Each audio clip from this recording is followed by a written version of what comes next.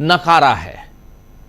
वही यहां पर ममता बनर्जी ने तीसरी बात जो कही है वो एक इंपॉर्टेंट बात है, वो ये है कि जब तक मैं प्रेस कॉन्फ्रेंस ना कर लूं आप वहां से यानी काउंटिंग रूम से नहीं निकलेंगे, नहीं हटेंगे, अपने कार्यकर्ताओं को कह रही हैं। ये 3 हाइलाइट्स हैं यहां पे ममता बनर्जी की। लेकिन दूसरी तरफ एग्जिट पोल की बात कर रहा हूं जिस पर भरोसा नहीं कर रही हैं ममता बनर्जी भी। वही कांग्रेस सांसद और देश के वरिष्ठतम वकीलों में से एक अभिषेक मनु सिंघवी, उनका मानना है कि एग्जिट पोल्स सही नहीं होते हैं। उन्होंने मजाक उड़ाते हुए लिखा है कि भारत में एग्जिट पोल अब व्हाट्सएप यूनिवर्सिटी के मौसम पूर्वानुमानों की तरह हो गए हैं। भविष्यवाणी, ये भविष्यवाणी कर रहे हैं कल, और ये भविष्यवाणी कहाँ होती है, ये अभिषेक मनु सिंघवी भविष्यवाणी नहीं कर रहे हैं, ये बता रहे हैं कि व्हाट्सएप यूनिवर्सिटी में भविष्यवाणी क्या होती है। भविष्यवाणी होती कल तूफान आएगा, और नतीजा क्या रहता है, हकीकत क्या है, तेज धूप निकलती है। हर चुनाव में सर्वेक्षणकर्ता आत्मविश्वास से सुनामी की भविष्यवाणी करते हैं और मतदाता मतदान के दिन चुपचाप उन्हें तैरने का सबक भेज देते हैं, ये कह रहे हैं अभिषेक मनु सिंघवी। कमोबेश हर चुनाव के बाद एग्जिट पोल्स को लेकर ऐसी ही दुविधा रहती है कि इन्हें गंभीरता से लिया जाए या फिर मजाक की तरह देखा जाए। इस बार सबसे ज्यादा पश्चिम बंगाल चुनाव को लेकर एग्जिट पोल्स चर्चा में हैं। दरअसल पिछले 2021 विधानसभा चुनाव में एग्जिट पोल्स ने बंगाल में भाजपा की मजबूत स्थिति का अनुमान लगाया था। अब की बार 200 पार के नारे लगाते थे नरेंद्र मोदी और अमित शाह। दीदी ओ दीदी, ये भी नारा था, और 2 मई दीदी गई, उस समय 2 मई को रिजल्ट आया था।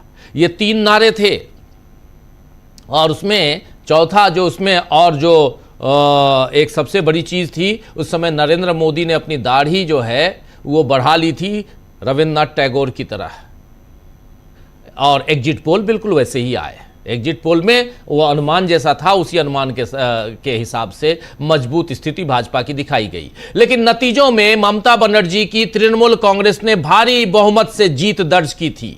तो अब इस बार लोग डर डर के अपना आकलन बता रहे हैं। वैसे बुधवार को जारी ज्यादातर एग्जिट पोल सर्वे में बीजेपी की जीत का ही अनुमान लगाया गया है, डीबी लाइव को छोड़कर और एक आध और को छोड़कर।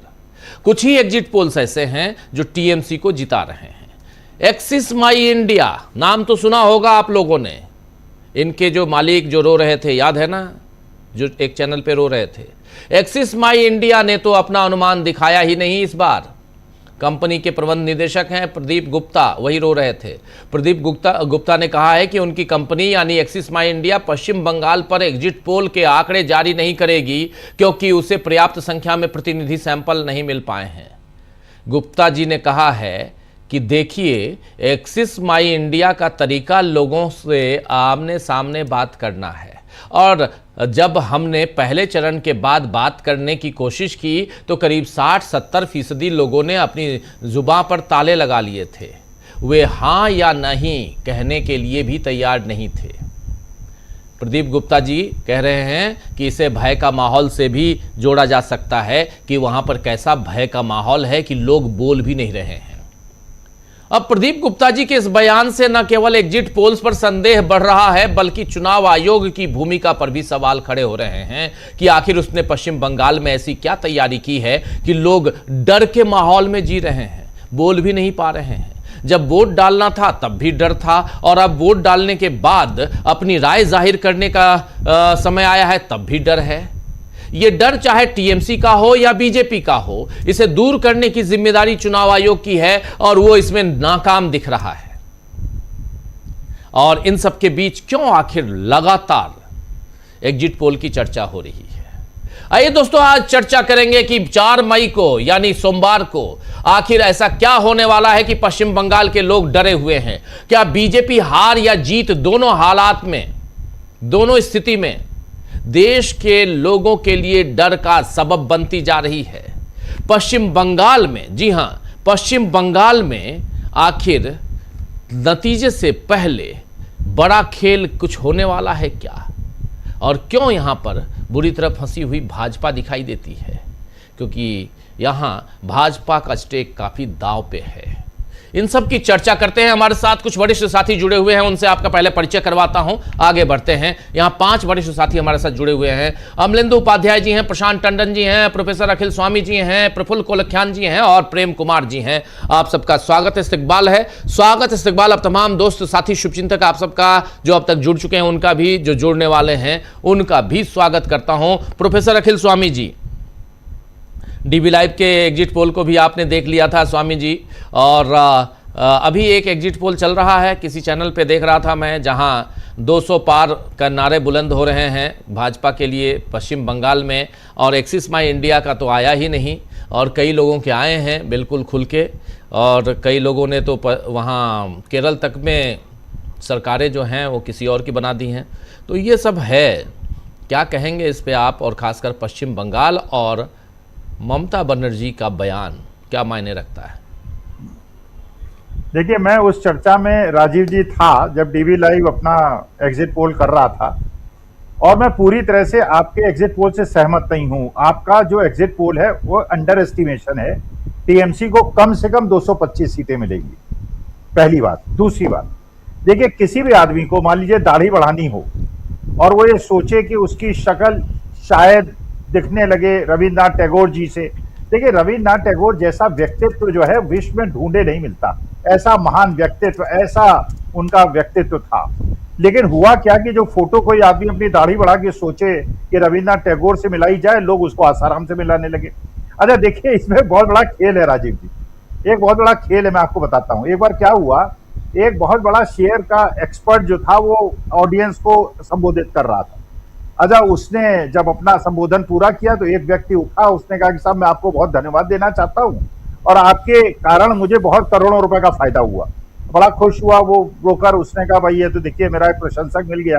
तो उसने कहा, कैसे तुम्हें फायदा हुआ? उसने कहा, सर, जब आपने कहा खरीदो तो मैंने बेच दिया, जब आपने कहा बेचो तो मैंने खरीद लिया, और मैंने करोड़ों रुपए का फायदा उठा लिया। देखिए, इस समय वही खेल हो रहा है राजीव जी, भारत के अंदर जो अमेरिका में डोनाल्ड ट्रंप ने खेला है।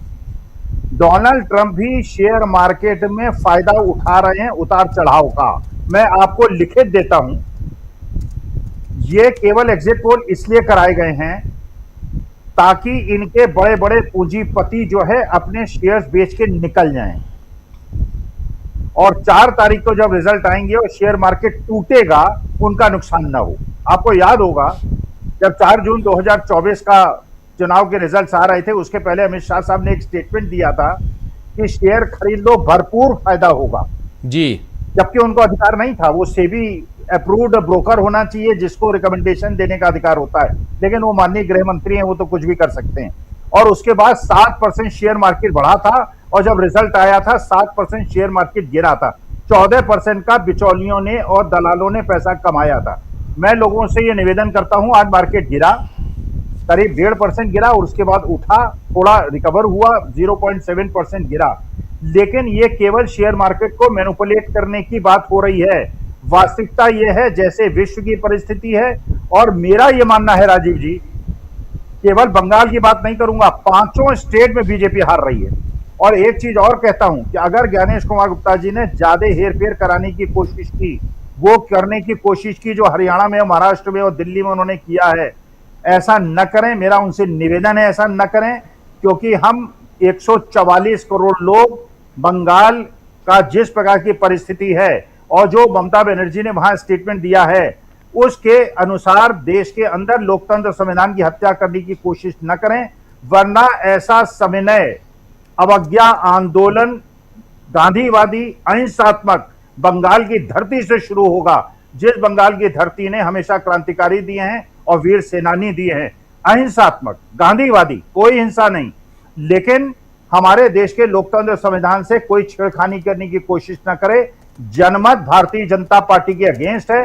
भारतीय जनता पार्टी ने जिस प्रकार से सेंट्रल फोर्सेस से एक 84 साल के आदमी को वो मृत पाया गया, इसलिए, और किस प्रकार से पिटाई हुई है, किस प्रकार से जो वहां के प्रिसाइडिंग ऑफिसर्स हैं उनके वोट काटे गए हैं, जिस प्रकार से इतनी सेना वहां खड़ी कर दी गई सेंट्रल रिजर्व पुलिस की, जितनी की पूरे अगर पाकिस्तान के बॉर्डर पे खड़ी कर दें तो पीओके को हम वो कर सकते हैं, टेक ओवर कर सकते हैं। देखिए, बंगाली जो मानस है वो आहत है। वहां के लोग जो हैं वो आहत हैं, उसका उन्होंने बिल्कुल बीजेपी का तिरस्कार किया है। और आपको 4 तारीख को देखने को मिलेगा, अगर ज्ञानेश कुमार गुप्ता जी ने गड़बड़ सड़बड़ करने की कोशिश न की, 225 सीटें टीएमसी को मिलेंगी और 5 स्टेट बीजेपी हारेगी।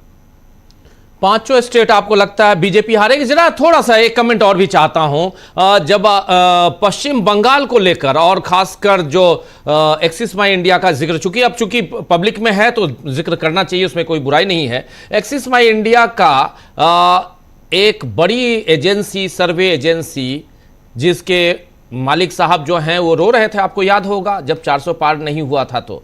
और इस बार पश्चिम बंगाल पे नहीं देने के पीछे क्या कारण हो सकता है, आपको क्या लगता है? वो जो कह रहे हैं वही सही है कि 100 में से 70 लोग बोलने के लिए तैयार नहीं हैं? हमारे साथी प्रफुल्ल जी भी जुड़े हुए हैं, वो और बताएंगे कि क्या पश्चिम बंगाल के लोग इतने डरपोक हैं।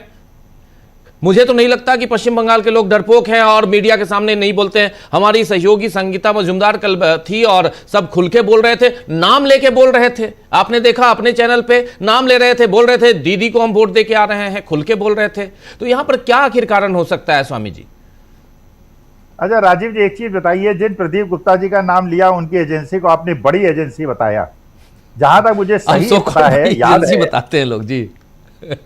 तमिलनाडु के अंदर जो उन्होंने फोरकास्ट किया है, जो प्रोजेक्शन दिया है, जरा उसको देख लीजिए जी, तब आपको पता चलेगा कितनी बड़ी एजेंसी है। देखिए सीधी सी बात है, जनमत दिखाई पड़ रहा है, लोगों का उद्वेग उद्गार दिखाई पड़ रहे हैं, और जिस प्रकार से वहां के मानस को इन्होंने उत्पीड़ित किया है, पूरे हिंदुस्तान के नॉन बंगाली स्पीकिंग लोगों को इन्होंने बंगाल के अंदर भेजा है। ये कोई कहना, क्योंकि बाकी जितने भी इनकी एजेंसी और ज्यादातर एजेंसीज ऐसी हैं जो भारतीय जनता पार्टी के नेताओं की है, नाम नए नए आपको सुनाई पड़ जाते हैं, जो नाम अपने जिंदगी में कभी नहीं सुने। किसी भी आदमी आज तक आपको कोई मिला क्या राजीव जी जिसने कहा हो कि मेरे पास एग्जिट पोल पे किसी पोलस्टर ने आके बात की?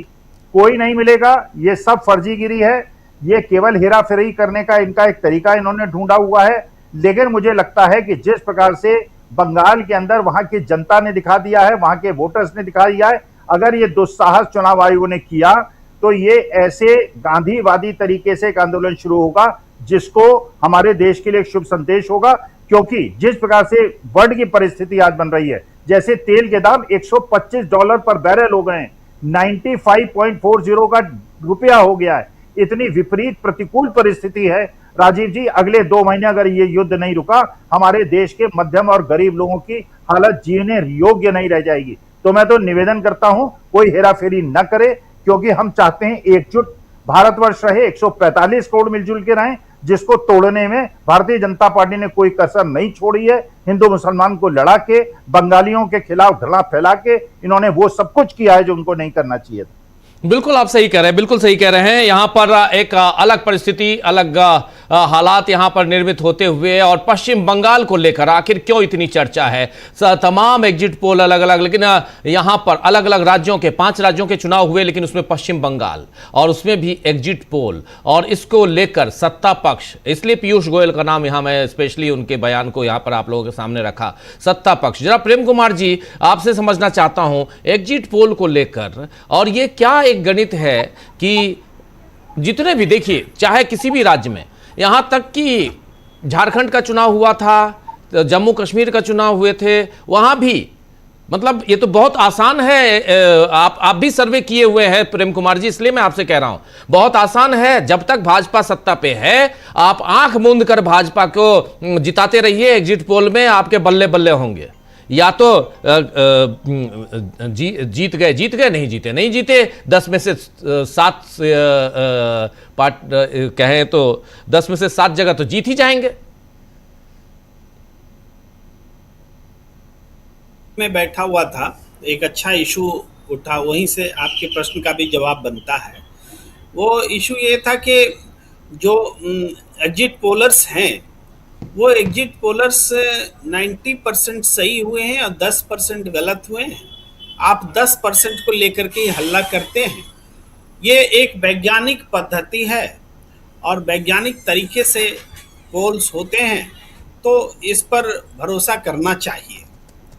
बहुत अच्छी बात कही गई, लेकिन यहाँ जो बात नहीं कही जा रही है वो ये कि एग्जिट पोल को आप 2014 से पहले या 2014 के बाद करके देखिए, और आप पाएंगे कि एग्जिट पोल 2014 के बाद ज्यादा सही हुए हैं और कम गलत हुए हैं। लेकिन ज्यादा सही होने में ही बेईमानी है। मैं इसलिए बोल रहा हूं, दरअसल क्या है कि बीजेपी ज्यादा स्टेट्स जीती है और अपोजिशन कम स्टेट्स जीता है, और जो एग्जिट पोल्स हैं वो बीजेपी के लिए जो कोई भी संभावना रहती है उसको हमेशा थोड़ा बढ़ा करके दिखाती है, और अपोजिशन को टक्कर में दिखाना, पीछे दिखाना, एक तरफा उसके अगेंस्ट में स्वीप होना, इस तरह के परसेप्शन घटती है।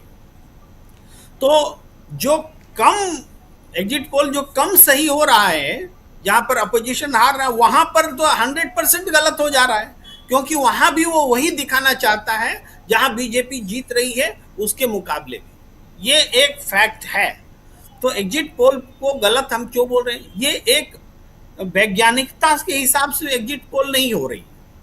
उसमें दरअसल पहले जब एग्जिट पोल हुआ करता था, मान लीजिए हम जब छोटे थे स्क्रीन पर देखते थे तो प्रणव राय को देखते थे। आपको दिवंगत हो गए हिंदी के चैनल के उनके मित्र, जुबान पर नाम नहीं आ रहा है, आपके जुबान पे आए तो जोड़ देंगे, मैं भूलता हूँ, आपको पता है। तो इन लोगों को जब मैं देखा करता तो ये पत्रकार भी विनोद दुआ की बात कर रह हैं आप विनोद दुआ की बात कर जी, बिल्कुल। तो उनके साथ मैं काम भी किया हूँ, विनोद दुआ जी के साथ में। तो मैं कह रहा हूँ कि इनकी जुबान से जब एग्जिट पोल आता था तो एक क्रेडिबिलिटी होती थी, क्योंकि एग्जिट पोल को वो परखते थे उसी वैज्ञानिकता से, कैसे आपने किया है, कौन सा आधार लिया है, कौन सा सोशल पैटर्न है, कौन सा पॉलिटिकल है, कितना वर्बल है, कितना रिटन है, सब तरह की वो चीजें लेते थे। और ये मौखिक रूप से सुनाया गया किस्सा है, इसलिए मैं इतने विश्वास के साथ बता रहा हूँ। तो ये हम छोटे में देखते थे, बड़े में हमने उनसे बातचीत भी की, समझा भी। तो उसके बाद हुआ ये कि वो क्रेडिबिलिटी को आज जो सर्वेयर्स कर रहे हैं वो क्या है, बाजार के खड़े किए हुए कुछ लोग हैं जो नित्य दिन अपनी कंपनियों के नाम बदलते हैं, अपनी विश्वसनीयता खो चुके होते हैं, और उसके बाद में पत्रकारीय वैल्यू शून्य होता है, वो सिर्फ कारोबारी बनकर रह गए। एक बड़ा फैक्टर ये है। दूसरा ये है कि ये जो लोग इस चीज में हैं, इसका न्यूज चैनल के साथ में एक होता है, एक अलायंस होता है। तो न्यूज चैनल में जब ये पेश होता है तो उसका पत्रकारीय वैल्यू उसमें आ जाता है। और आज के जो न्यूज चैनल्स हैं उस तरह से प्रणव राय और विनोद दुआ की तरह उनके साथ में पूछताछ नहीं करते। हमने तो देखा है, हमारे कई मित्र बताते हैं, इस समय में चैनल का नाम नहीं लेना चाहिए, नहीं लेना होता है, कि सर्वे कर रहे हैं, एग्जिट पोल कर रहे हैं, और लास्ट आवर में एडिटोरियल को एक पर्ची में लिख के दे दिया जाता है, मैं आ रहा हूं, फोन लेके भाग गए, अब वो टाइम हो रहा है, वो क्या करे, कुछ भी आंकड़ा भर दो, एग्जिट पोल हो गया। ऐसे करके भी एग्जिट पोल हुए हैं, और बाद में हुआ अरे मैं देख लूंगा, मैं कर लूंगा, भागा भागी दौड़ा दौड़ी करके एग्जिट पोल होते हुए भी हमने देखा है। ये भी एक सच्चाई है, मैं एकदम रियल बात बता रहा हूं। तो एग्जिट पोल की जो विश्वसनीयता है इसलिए खत्म हुई है कि अब एग्जिट पोल को दरअसल कोई गाइड करता है, उसके साथ इसका गठजोड़ हो चुका है, उसका शेयर बाजार में भी मुनाफा कमाने का उद्देश्य होता है, राजनीति के बाजार में भी उद्देश्य होता है, और एक सबसे बड़ा जो इसका मकसद होता है कि वातावरण ऐसा बना के रखो ताकि अगर विपक्ष सत्ता में है तो वहां के अधिकारियों को धमकाया जा सके, बेटा कल से तो हमारे अधीन में आओगे, तुम अभी से बात मानना शुरू कर दो। ये उसका मकसद होता है। अगर अपनी सरकार है तब तो एक घुड़की में काम हो जाता है। तो आप देखेंगे एक पैटर्न, आप जरूर इस रिजल्ट के बाद देखिएगा, हम लोग चर्चा भी कर रहे थे कि जहां पर बीजेपी है सत्ता में वहां तो बहुत आसानी से उनकी सत्ता जाती नहीं, जाना भी नहीं, चूंकि उनका बना हुआ है। तो उनको एग्जिट पोल वाले उनको बढ़ चढ़कर बताते हैं, वो जानते हैं वो हारने वाला नहीं, उनके पास पूरा सिस्टम है। और जहां अपोजिशन होता है वहां पर बढ़ चढ़ करके इसलिए बताते हैं कि माहौल बनाओ और इसको भगाओ। तो उसमें कभी कभी एग्जिट पोल फेल हो जाता है, तो लगता है कभी कभी क्या ज्यादातर बार फेल हो रहा है, और इसलिए हम उसको कह रहे हैं कि जैसे बंगाल में फेल होता है, बिहार में भी फेल हुआ था, झारखंड में भी फेल हुआ था, हिमाचल में फेल हुआ था, कर्नाटक में फेल हुआ था, जम्मू कश्मीर में फेल हुआ था, मध्य प्रदेश में फेल हुआ था, इवन छत्तीसगढ़ में उल्टा हुआ लेकिन वहां भी फेल हुआ था। तो फेल तो राजस्थान में भी उम्मीद के हिसाब से उसके रिजल्ट नहीं आए थे। ये पूरे देश में, महाराष्ट्र में हम अलग किस्म से फेल होते हुए हमने देखा था, लोकसभा चुनाव में फेल हुआ, लोकसभा चुनाव में पूरे देश में फेल हुआ। भाई बंगाल की बात करें तो बंगाल में तो इसी पैटर्न पर पिछले चुनाव में एग्जिट पोल दिखाए गए थे। मैं तो याद करता हूं कि उस समय ऐसे ही एग्जिट पोल में मैं टीवी चैनल पर बैठता था और मैं जब कहता था कि नहीं दीदी गई, ये बात गलत है, दीदी पक्का आ रही है, तो मेरी बात हम अकेले पड़ जाते थे और हमें कहा जाता था कि आप सब लोग एक तरफ बोल रहे हैं एग्जिट पोल और आपको एग्जिट पोल और उसके साइंस में भरोसा ही नहीं है, आप तो बायस्ड हैं। लेकिन बायस्ड कौन निकले? वो पूरा कुनबा, वो गैंग निकला जो कि एग्जिट पोलर्स का गैंग है, जो सत्ता के साथ उसकी तालमेल है और वो पश्चिम बंगाल में दीदी को भगा रहे थे। इसी पैटर्न पर इस बार भी वो रिपीट कर रहे हैं। अब थोड़ी देर के लिए मान लें कि ये एग्जिट पोल सही होते हैं, तो क्या इसका मतलब होगा कि एग्जिट पोल वैज्ञानिक हो गया है? नहीं।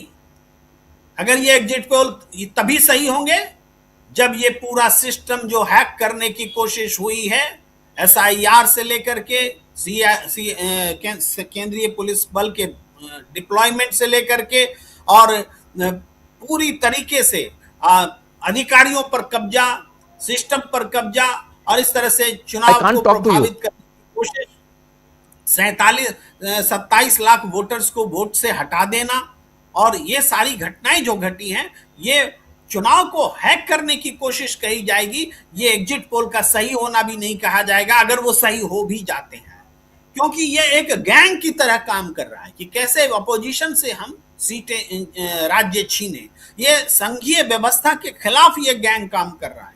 ये देश में लोकतंत्र खतरे में है, इसलिए इस समय जो जनता की भावना है उसको पकड़ने की जरूरत है। आप जो एक पॉइंट उठा रहे थे, एक्सिस वाले जो ये कह रहे हैं कि लोग बता नहीं रहे हैं कि किसको वोट दिया, ये बात सच है, नहीं बता रहे हैं, लेकिन किसको नहीं बता रहे हैं?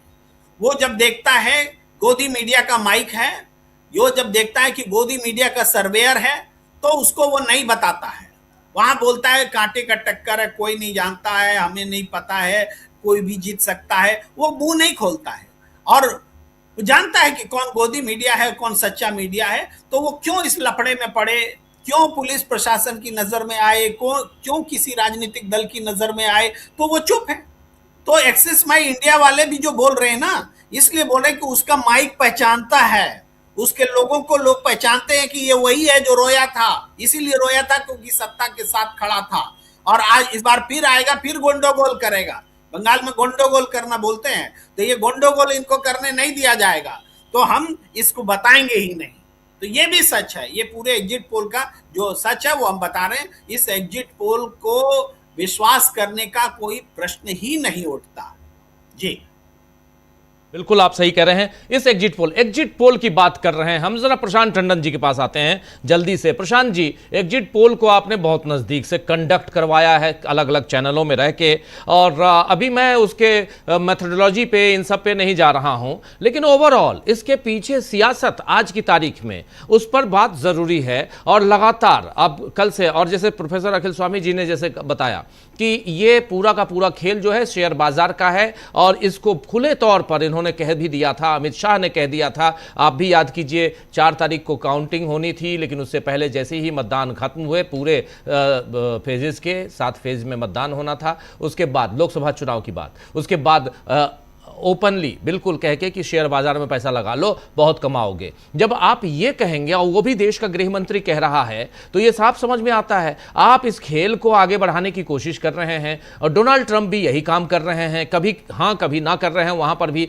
ईरान में जब वो कहते हैं कि हाँ अब मैं हमला करूंगा, शेयर मार्केट डाउन। जब कहते हैं अब cease fire, share market up. Hormuz खोल दिया जी, कल खोल रहा हूं, शेयर मार्केट अप।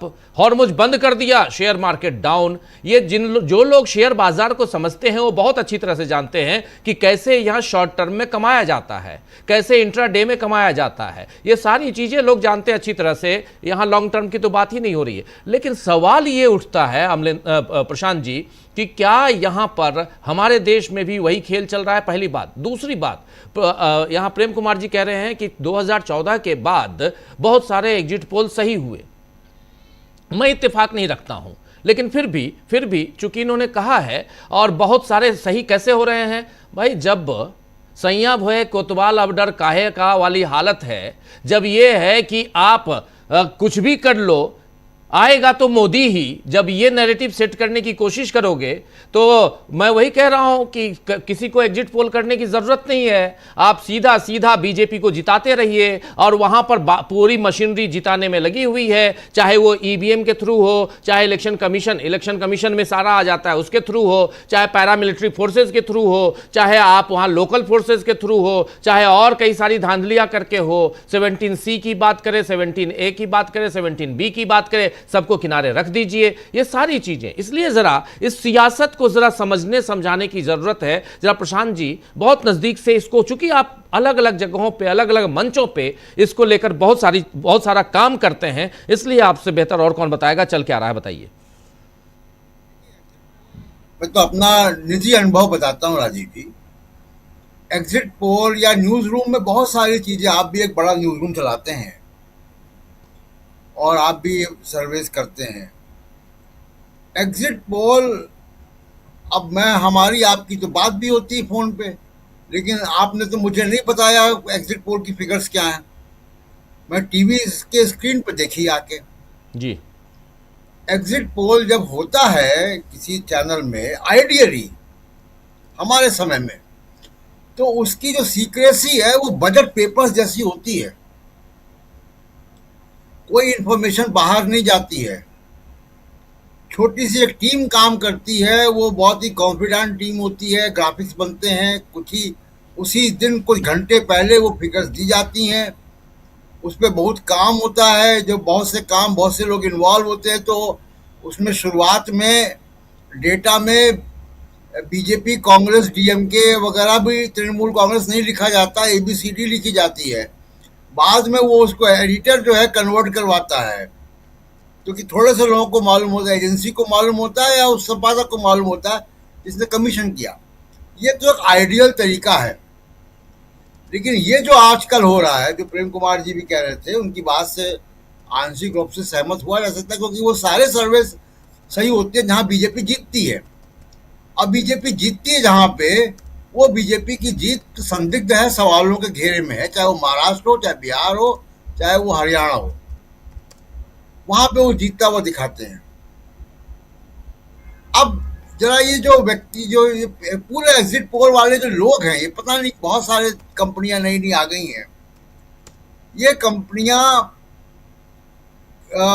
डेमोक्रेसी के इंटरेस्ट में काम नहीं कर रही। Exit poll margin of error के बीच में काम करता है। गलती अमेरिका में भी होती है। गैलप पोल्स जैसे जो रेपुटेड इंस्टीट्यूशन है, उनसे भी गलतियां होती हैं, लेकिन इतना गलती नहीं होती है कि इधर का उधर हो जाए पूरा। ये प्रदीप गुप्ता 400 पार करवा रहा था, उसके बाद रो रहा था वहां पे बैठा हुआ। इससे अब ये कह रहा है कि उससे कोई बात नहीं कर रहा। 70% लोगों ने बात करने से मना कर दिया।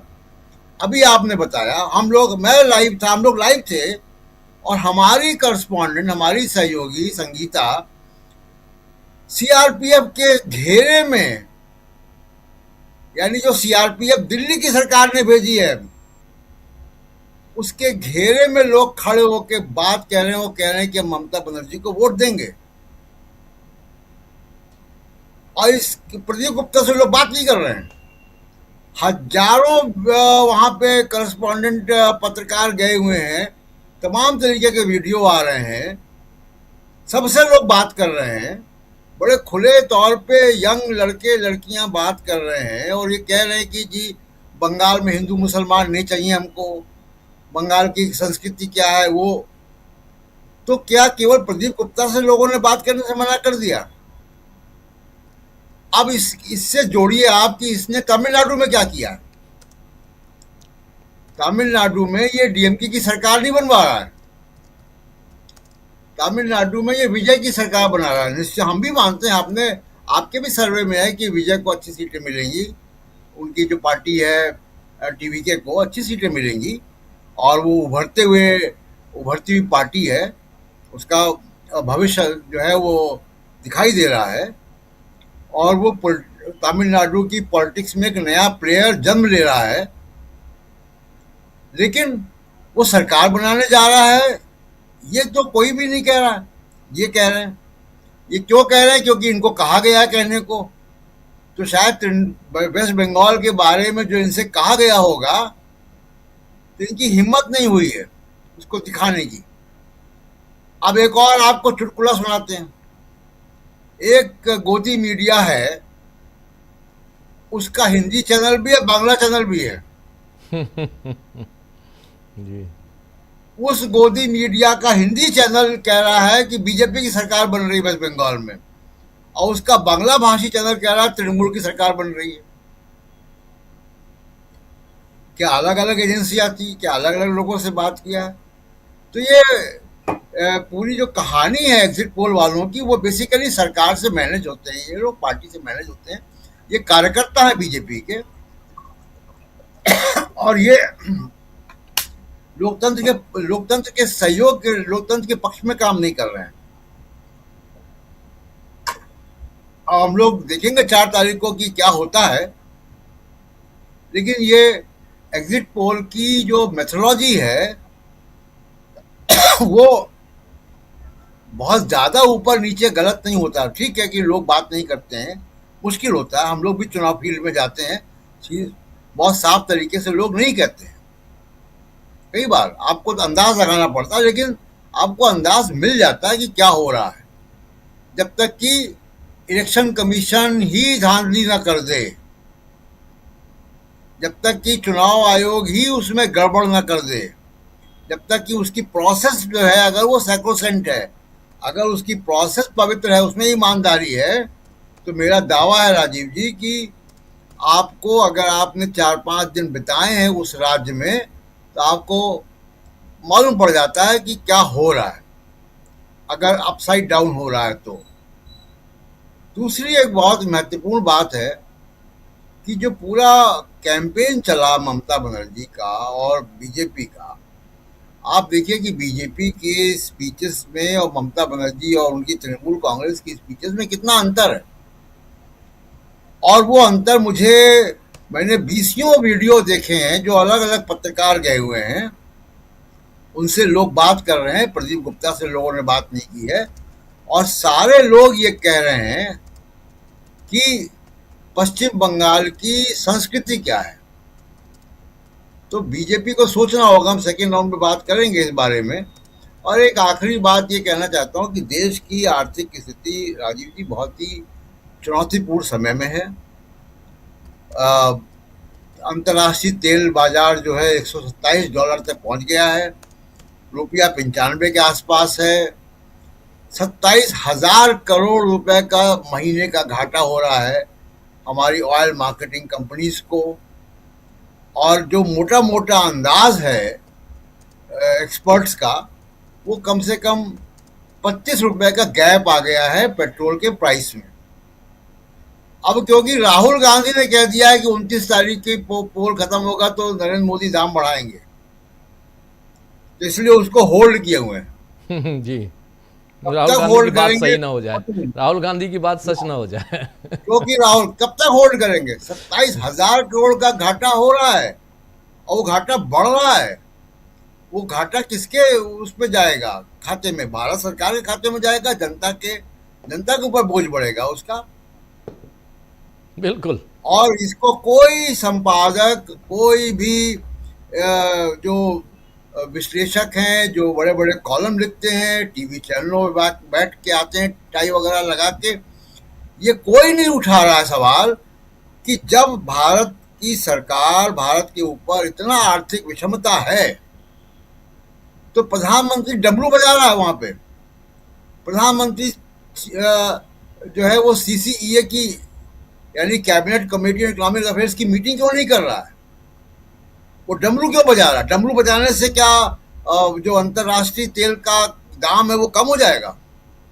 क्या हार्मोज खुल जाएगा डमरू बजाने से? जी राजीव जी, ये जो डराने वाली राजनीति है जो अभी करके आए हैं नरेंद्र मोदी और अमित शाह जी पश्चिम बंगाल में, उसके बाद ये डमरू और त्रिशूल को किसी ने आज बहुत अच्छे ढंग से जस्टिफाई करने की कोशिश किया।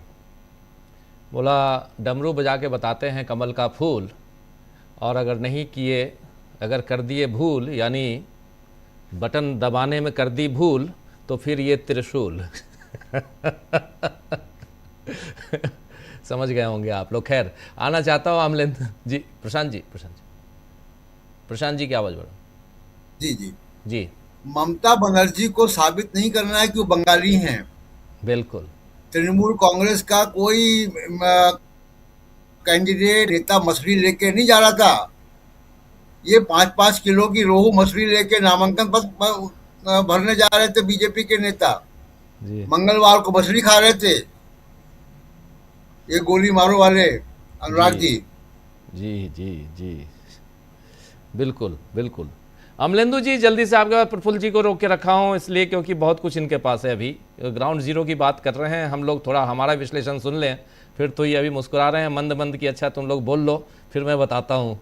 तो इनके पास आते हैं। लेकिन अमलेंदु जी ये इसके पीछे की सियासत क्या है? कल से लेकर आज तक क्या सब कुछ वैसे ही है?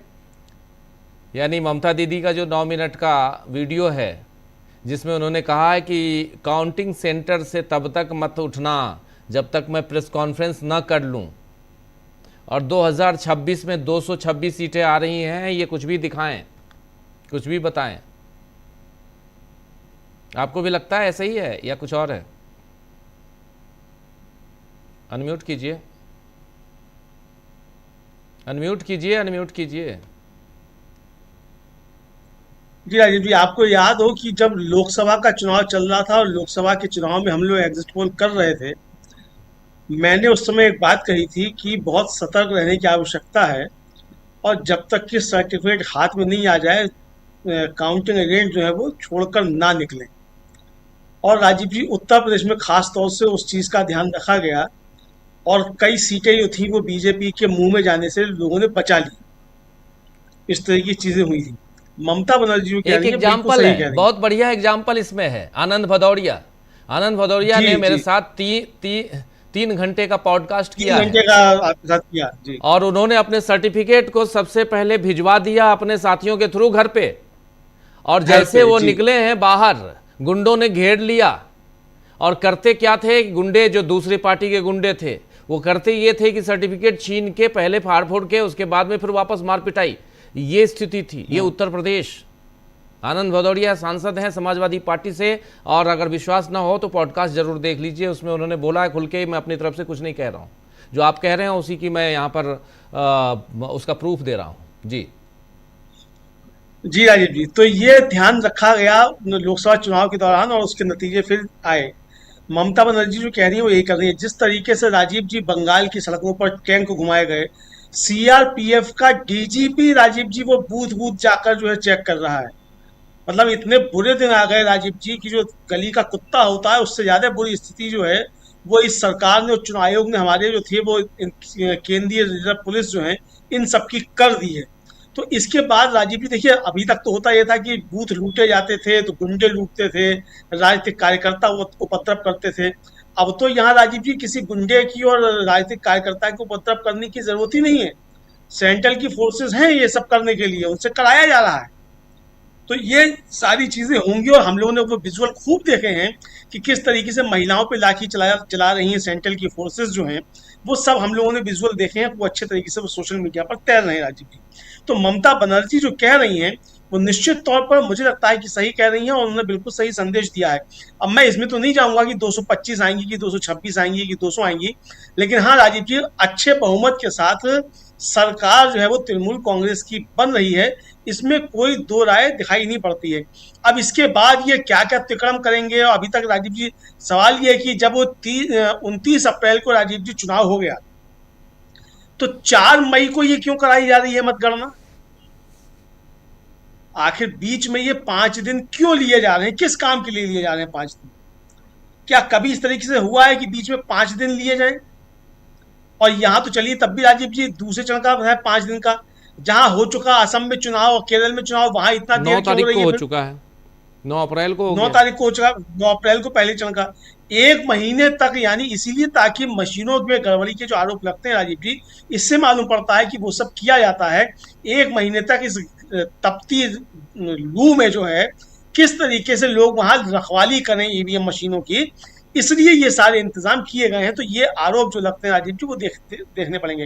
लेकिन इसके बावजूद राजीव जी ये कहना पड़ेगा कि अगर 4 मई को अमित शाह जी तो होंगे नहीं कोलकाता में, वो तो कह चुके हैं कि मैं नहीं आऊंगा कोलकाता 4 मई को, लेकिन अभिषेक बनर्जी कोलकाता में होंगे, ममता बनर्जी कोलकाता में होंगी।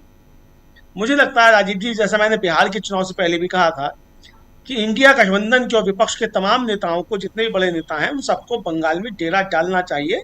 खास तौर से बंगाल इसलिए कह रहा हूँ राजीव जी कि बंगाल पे ही ज्यादा इनका जोर है, तो वहां डेरा डालना चाहिए और बांट लेने चाहिए कुछ जिले, महत्वपूर्ण जिले जो हैं, चाहे मंडल जो है कमिश्नरियां जो हैं, उनको बांट लेना चाहिए और वहां उपस्थिति रहे, ताकि किसी तरीके की कोई गड़बड़ करने की कोशिश हो तो एक कद्दावर नेता जो है विपक्ष का वहां मौजूद हो, चाहे अखिलेश यादव हो, तेजस्वी यादव हो, अरविंद केजरीवाल हो, ये सब लोग मौजूद रहें। क्योंकि राजीव जी हर तरीके की गड़बड़ियां करने की कोशिशें की जाएंगी। ज्ञानेश कुमार फेल हो चुके हैं अभी तक, इसलिए राजीव जब दूसरे रास्ते भी निकाले जाएंगे, मुझे ऐसा लगता है। तो वो रास्ते क्या होंगे क्या नहीं होंगे, तो ये सारी चीजें बहुत महत्वपूर्ण होंगी, देखने वाली चीज होंगी। तृणमूल कांग्रेस के कार्यकर्ताओं को भी निश्चित तौर पर डटे रहना पड़ेगा, ये जानते हुए कि अत्याचार होगा। सेंट्रल की फोर्सेस ने जिस तरह से किया है, ममता बनर्जी ने खुद राजीव जी प्रेस कॉन्फ्रेंस करके 29 अप्रैल की सुबह ये कहा कि रात भर उनके कार्यकर्ताओं को पीटा गया। उन्होंने वो विजुअल दिखाए जिस तरीके से पीटा गया, सेंट्रल की फोर्सेस ने पीटा उठाकर बंद करके। तो ये सारी चीजें अभी फिर भी होंगी, तो इस पिटाई विटाई से नहीं डरना है। बूथ पे अपना डटे रहे, मतलब काउंटिंग में डटे रहे, और जब तक कि कैंडिडेट को सर्टिफिकेट मिल जाए, वो कैंडिडेट सर्टिफिकेट लेकर निकल ना जाए। काउंटिंग एजेंट्स जो हैं वो सबसे आखिर में निकले, कैंडिडेट को पहले निकाले, ये करना पड़ेगा। जी जी बिल्कुल बिल्कुल। जरा प्रफुल्ल जी आपके पास आता हूँ जल्दी से, फिर स्वामी जी आपका एक कमेंट ज़रूरी है, थोड़ा सा रुकिएगा। और प्रफुल्ल जी क्या आप लोग इतने डरपोक हैं कि आप बोल नहीं पाते हैं? आप लोग आखिर डरते क्यों हैं भाई? कैमरे के आगे तो पूछ नहीं रहा है एक्सिस माई इंडिया वाला, वो तो कैमरे के पीछे पूछ रहा है और आप लोग बोलते नहीं हैं। 70 लोग 80 लोगों 100 लोगों में से 70 लोग 80 लोग जो हैं वो मना कर दे रहे हैं बंगाल के कि हम नहीं बोलेंगे, बहुत डर है। आखिर इतना डर कब से हो गया बंगालियों को? जी नमस्कार सभी साथियों को। देखिए सर, ये तो तोहमत है। बंगाल के बारे में कहा जाता है हुज्जते बंगाल, बंगाल अपने हुज्जत के लिए जाना जाता है।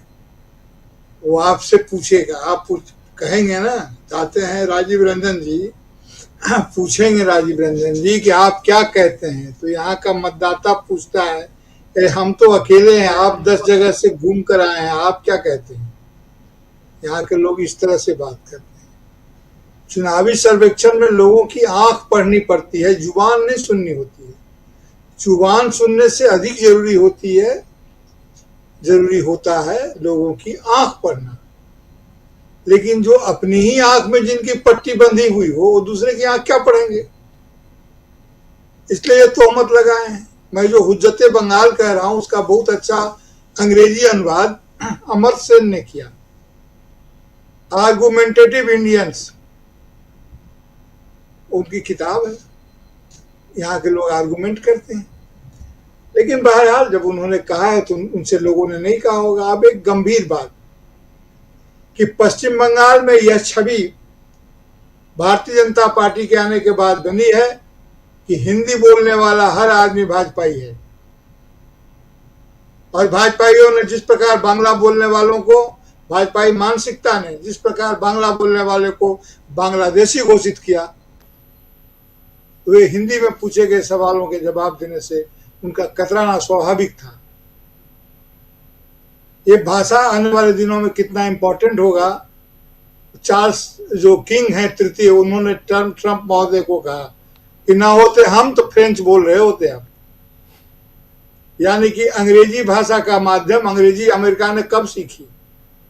लॉर्ड मैकाले जब यहाँ आए थे और भाषा नीति उन्होंने बनाई, अंग्रेजी का प्रचार किया, जिससे बाबा हम बाबा साहब अम्बेडकर भी हुए, गांधी भी हुए, जवाहरलाल नेहरू भी हुए, पटेल भी हुए, जो शिक्षा पद्धति से बहुत सारे लोग निकले। श्यामा प्रसाद मुखर्जी भी उसी से हुए, बिना अंग्रेजी पढ़े नहीं हुए। तो अंग्रेजी भाषा का इस्तेमाल उन्होंने कहा था लॉर्ड मैकाले की भाषा नीति को पढ़िए जो इन्होंने इंग्लैंड से पास करवाया था, इसे पूरी दुनिया पर राज करोगे। द्वितीय विश्व युद्ध के बाद अगर इंग्लैंड सिकुड़ गया और उसकी जगह पर अमेरिका अपनी शक्ति को संस्थापित कर पाया पूरी दुनिया में घूमकर, तो उसका माध्यम अंग्रेजी ही था। तो भाषा का सकारात्मक इस्तेमाल और नकारात्मक इस्तेमाल दोनों होता है, और जो तमिलनाडु में जो सेंस उपलब्ध होता है वही सेंस यहाँ उपलब्ध होता है। ठीक ही कहा सर ने।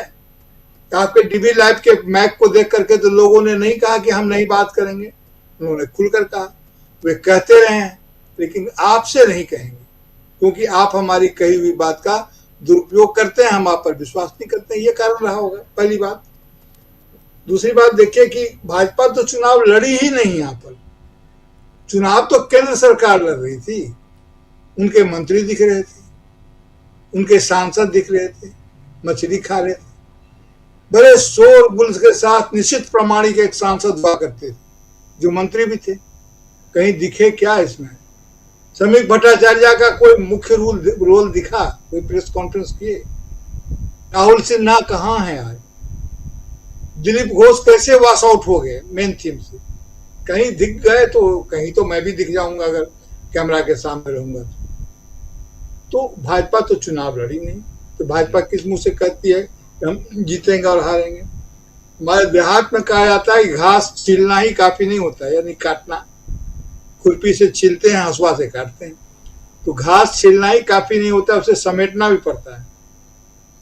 ये जो गन्ना की बात कह रहे हैं ना, वो घास समेटने जैसा है। तो उसमें क्या होगा? अभी वहां कहाँ कहाँ दिक्कत होती है? जो टेबुलेशन लोगों की धारणा है, कहाँ कहाँ गलती हो सकती है। जब काउंटिंग होती है ना, तो टेबुलेशन चार्ट होता है। हर 5 टेबल 6 टेबल से वो संख्या एक जगह इकट्ठा करते हैं नोट, और जहां पर वो डाटा फीड करते हैं वहां जाकर बताते हैं जी। तो वहां 19 का 91 हो जाना कोई बड़ी बात नहीं है, वो क्लरिकल मिस्टेक में आता है। 19 का 91 हो जाना कोई बड़ी बात नहीं है। होशियार विद्यार्थी बचपन में, उस जमाना का होशियार विद्यार्थी बचपन में अपने स्कूली मार्कशीट के साथ ऐसा करता था। तो ये टेबुलेशन में होता है। और वहां तो इस बार अगर मतगणना में अगर आप सावधान नहीं है तो वो वीरघाट तीरघाट कर दिया जा सकता है। और इस बार मतगणना के लिए चुनाव आयोग ने, आपके पास भी प्रेस नोट आया होगा, अभी प्रेस नोट उन्होंने दिया है आज की तारीख में, जो कहा है कि मतगणना में QR सुरक्षा के लिए QR system, QR code based, QR code based ये लगाएंगे, ताकि जो गणना में पॉलिटिकल पार्टी के एजेंट हो। पहले पॉलिटिकल पार्टी नाम लिख करके देते थे तो उनका विश्वासी आदमी होता था। अब ये बोलेंगे नहीं, ये मेरा विश्वासी आदमी होना चाहिए। वहां तमाम तरफ इनके सुरक्षा के घेरे में इनका फोर्स रहेगा, फिर भी पता नहीं है काउंटिंग एजेंट जाकर के वहां कौन सी सुरक्षा उत्पन्न कर देगा। किस सुरक्षा के नाम पर QR बेस्ड? क्यों? क्योंकि जिन लोगों का नाम इन्होंने जारी कर रखा है कि ये लोग ट्रबल मेकर्स हैं, उन लोगों का वहां पर वो प्रवेश नहीं करने देंगे, और वे सभी तृणमूल के कार्यकर्ता हैं। कहाँ डटे रहेंगे ये, जब घुसने ही नहीं देगा। और उसका पहले से इंतजाम कर लिया है।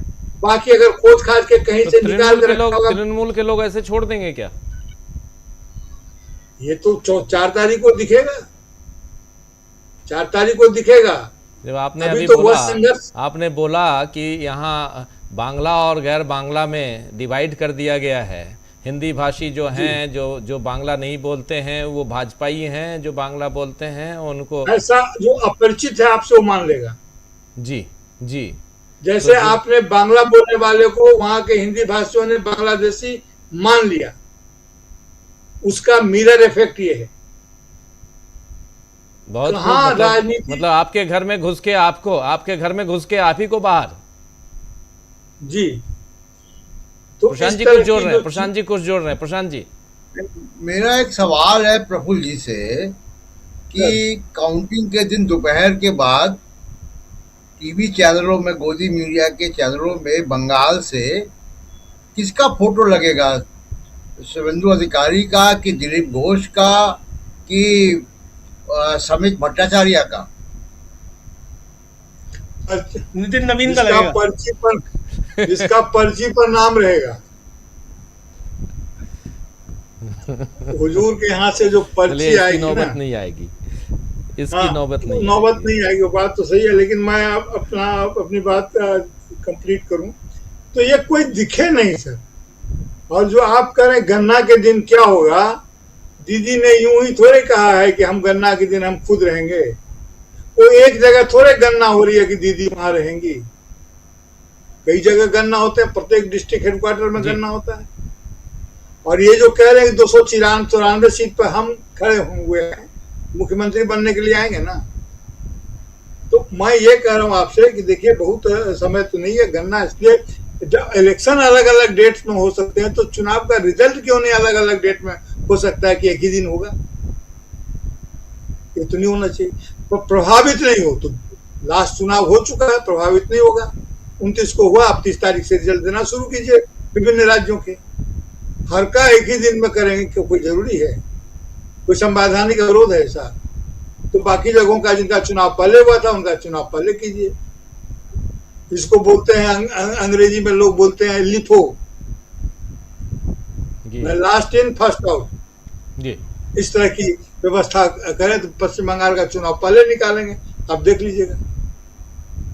तो मैं ये कह रहा हूं कि ये जो सिस्टम सभी कर रहे हैं उसमें ये जो सर्वे करते हैं +5 -5% लेकर के चलते हैं।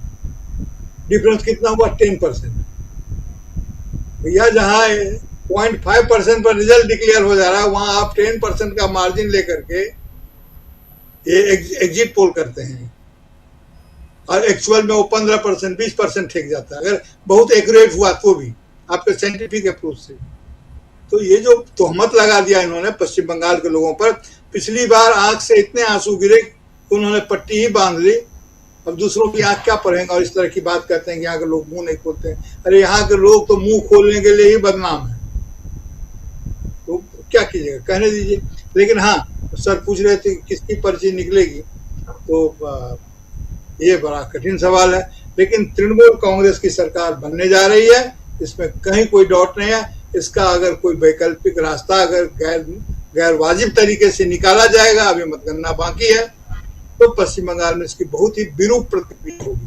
और जो सीन देखा ना, उस शुभेंदु अधिकारी जो दौड़ रहे थे, नेता विपक्ष हिंदू हिंदू चिल्ला रहे थे, और बांग्ला में जब इसका बता रहे थे कि दोनों चैनल में अलग अलग दिखा रहे हैं, बांग्ला में जब पूरा देखिएगा ना, उनका जो वीडियो है आपके पास तो होगा, पूरा वीडियो जब देखिएगा तो देखिएगा कि क्या उनके मुख मुद्रा में इतनी सारे भरतनाट्यम की मुद्राएं आती है कि हिंदू हिंदू से आगे बढ़ करके जाते हैं लोग। और जिस जय बांग्ला का नारा लगा रहे थे, वो अंतिम बात अभी ये कहूं, वो जय बांग्ला का नारा शेख मुजीबुर रहमान ने काजी नजरुल इस्लाम की कविता की पंक्ति है, जैसे इनकलाब जिंदाबाद हजरत मोहानी की कविता की पंक्ति है, उनके काव्य की पंक्ति है, जिसे भगत सिंह ने अमर कर दिया। उसी प्रकार काजी नजरुल इस्लाम की वो कविता है जय बांग्ला, इसको मुजीबुर रहमान ने अमर कर दिया था, क्योंकि वह मुसलमान होते हुए भी मुसलमान पाकिस्तान में सहज नहीं रहे थे।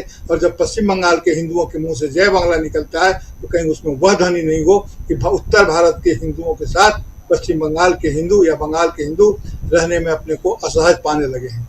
तो इस प्रकार की स्थितियां उत्पन्न कर दी है। बहरहाल इंतजार हमें भी लेकर 4 तारीख का। सर देखते हैं जमीनी हकीकत क्या है। इतिहास में जाएंगे लेकिन ज़मीनी हकीकत समझें पहले। मैं बार बार ये कहता हूँ कि इतिहास सब लोग अपने हिसाब से पढ़ लेते हैं, संदर्भों में कई बार रेफरेंस आता है, लेकिन आज की तारीख में एक जो मूल यहाँ जो दिक्कत जो है वो सबसे बड़ी ये कि कितनी सियासत हो रही है सड़क पे और क्या कुछ अभी चल रहा है। खैर आगे बढ़ते जल्दी से प्रोफेसर अखिल स्वामी जी आपके पास आना चाहता हूँ। क्या आपको लगता है स्वामी जी कि चुनाव आयोग जो अब QR कोड की तरफ चला गया है, चुनाव से पहले ये QR और वो भी काउंटिंग के दिन प्रवेश पत्र आपका जो ID बनेगा वो उसमें वो QR रहेगा। आज स्पेशली चुनाव आयोग ने उसके लिए प्रेस रिलीज किया है, जारी किया है और प्रेस विज्ञप्ति, और उसके ज़रिए बताया गया है। इसके पीछे रणनीति क्या हो सकती है? आखिर इतना ही नहीं, जो एक डर यहाँ प्रफुल्ल जी को है कि क्यूआर के जरिए वो उन लोगों को रोक सकते हैं जिनको वो जाने नहीं देना चाहते हैं। क्या आपको लगता है कि पश्चिम बंगाल में इस टाइप के कार्यकर्ता हैं विपक्ष के, चाहे वो ममता बनर्जी के कार्यकर्ता मुख्य रूप से जो सत्ता पर काबिज हैं, और सत्ता पर काबिज मुख्यमंत्री, सत्ता पर काबिज पार्टी इतनी लाचार हो जाएगी कि उसके कार्यकर्ता अंदर नहीं जा पाए? सत्ता पर काबिज मुख्यमंत्री अभी 9 मिनट का जो उन्होंने अपना जो वीडियो जारी किया है, जिसके बारे में अभी बता रहे थे प्रफुल्ल जी कि उसको सुनिएगा, उसको सुना पूरा, और उसमें साफ साफ उन्होंने कह दिया है कि जब तक वहाँ से मैं फाइनल ना कहूँ तब तक निकलना नहीं। तो तैयारी तो इधर से भी पूरी होगी। हिंसा की जितनी भी खबरें आ रही थी, अभी एक वीडियो देख रहा था, दिखा नहीं सकता, एक बच्चे को मार दिया सीआरपीएफ के जवान ने, डंडा चला दिया, एक बुजुर्ग के ऊपर डंडा चला दिया। बीजेपी का कार्यकर्ता तृणमूल के कार्यकर्ते को दौड़ा दौड़ा के पीट रहा है, और सीआरपीएफ के जवान और लोकल पुलिस वहां की, खासकर सीआरपीएफ की है, वो चुपचाप मुख दर्शक वहां पर खड़ी है। किस लिए फिर सीआरपीएफ? अभी तो तस्वीर दिखा रहे थे हम, वो उन्हीं के वो हैं, उनकी गाड़ियां हैं वो। तो ये जो तस्वीरें हैं, ये क्या आने वाले समय में, और वो भी 4 तारीख को, एक ये तस्वीर देखिए, क्या एक हिंसा की ओर, हिंसक वातावरण निर्मित करने की ओर जा रहा है वहाँ का प्रशासन?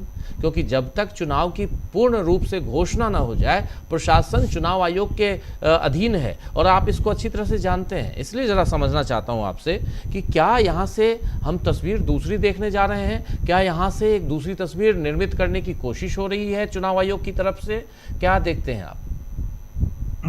देखिए राजीव जी, मैं वास्तविकता में माइक्रो लेवल की चीज़ों पे देख ही नहीं रहा हूँ, मैं तो मैक्रो लेवल की चीज़ देख रहा हूँ। और मैक्रो लेवल में एक चीज़ मुझे समझ में आ रही है, केंद्र सरकार ने, चुनाव आयोग ने, सेंट्रल रिजर्व पुलिस ने, सीबीआई ने, ईडी ने, वो इनकम टैक्स ने, सबने कोशिश कर ली और बंगाली अस्मिता को पे हमला कर दिया। अब मैं ये देख रहा हूँ, ये सब कर लें, ये सब कुछ कर लें, पहले भी किया है, काउंटिंग के समय भी कर लें और बाद में भी कर लें। देखिए 2 विकल्प हैं, या तो बंगाल के जनमत का ध्यान रखते हुए, उनकी बात को मानते हुए टीएमसी को जीत जाने दें, और दूसरा विकल्प है कि न जीतने दें।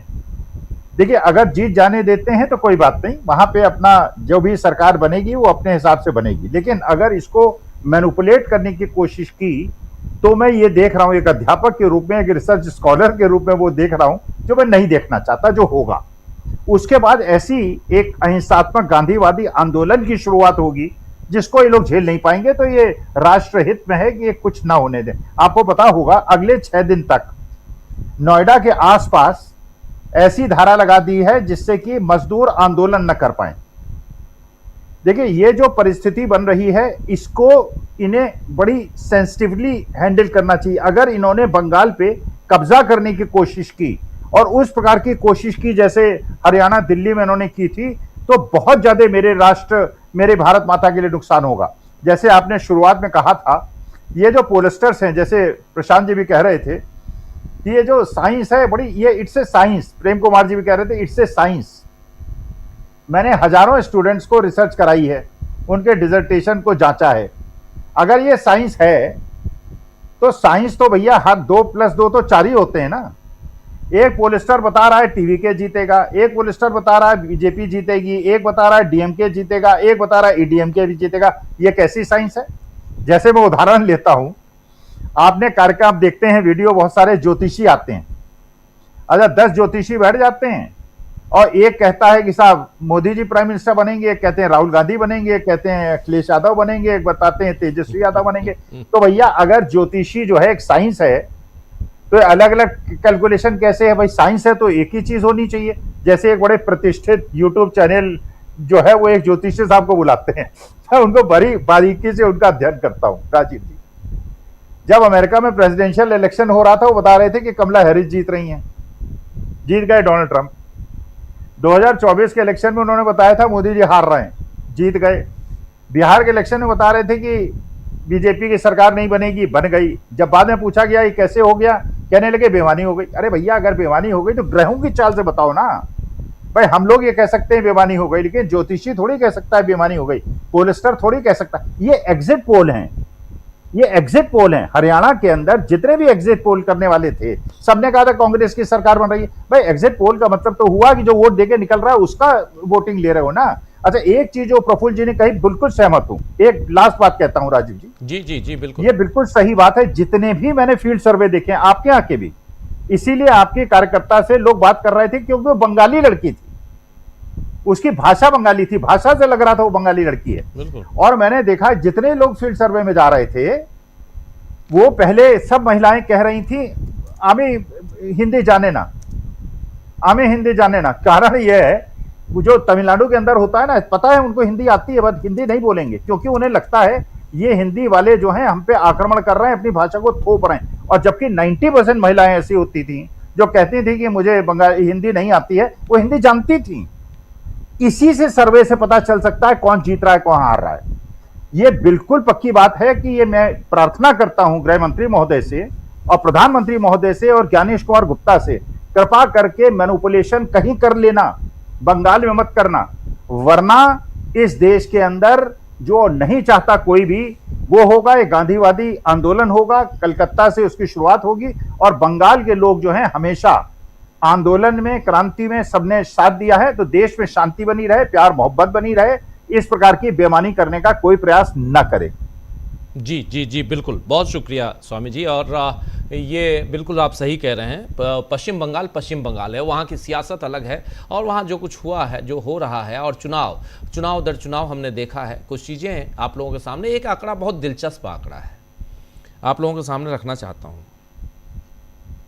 आंकड़े के हिसाब से अभी 33 लाख वोट एक्स्ट्रा पड़े हैं इस बार, 33 लाख वोट, 93% जो है। प्रेम कुमार जी आपके पास आना चाहता हूँ, 33 लाख वोट एक्स्ट्रा पिछली दफ़ा से इस बार, ये 33 लाख वोट किधर गए हैं, एक तो ये सवाल पैदा होता है। बहुत इम्पोर्टेंट सवाल है ये। और इसको अगर, चूंकि आंकड़ों को आप बहुत नज़दीक से देखते हैं, ज़रा इसको समझाइए कि क्या लगता है आपको कि ये खुलेआम वन साइडेड चले गए होंगे? अगर वन साइडेड गए होंगे बीजेपी की तरफ, तब तो बल्ले बल्ले हैं, उनके 294 में 250 सीटें आ रही हैं, ये मान लिया जाए। जी देखिए, इस बात पर आने से के साथ साथ ये SIR से जुड़ा हुआ भी मसला है। हाँ, थोड़ा सा उसका भी जिक्र होना चाहिए कि पहले 90 लाख लोग हटाए गए, फिर वो थोड़ा सा एडजुडिकेशन वर्ड है, बोलने में प्रोनाउंसिएशन मेरे से गलत हो जाता है, उसमें कुछ आए। उसके बाद में फाइनली जो है 27 लाख ट्रिब्यूनल में है। तो जो ट्रिब्यूनल में है मामला, वो दस्तावेज के साथ है, वे चेक करिए और बताइए हमको। उसमें सिर्फ 139 का फैसला हुआ है। अब या ये देखिए, मैंने पूरा आंकड़ा ले रखा है, अभी आपके साथ बैठने से पहले इसका वर्कआउट कर रहा था, लेकिन उसका जिक्र ही नहीं हुआ, तो लेकिन आपने मौका दे दिया मुझे। तो देखिए, 2026 के लोकसभा चुनाव में रजिस्टर्ड इलेक्टर्स थे 6,82,51,008, ये थे रजिस्टर्ड 2026 के इलेक्शन, लोकसभा नहीं, अभी वाले इलेक्शन में 6,82,00,000 करके वोट जो पोल हुआ 6,34,00,000 हुआ।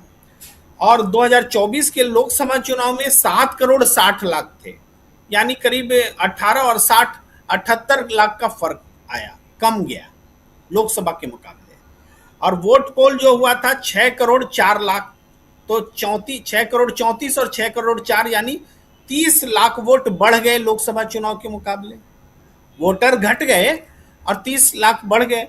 विधानसभा चुनाव के मुकाबले उस समय चूंकि 6 करोड़ वोट पड़े, तो अभी 6,34 पड़े, तो 34 लाख, आप 33 साढ़े 33 बता रहे हैं, वो एग्जैक्ट फिगर होगा, वो इतने बढ़े, ये साफ दिख रहा है।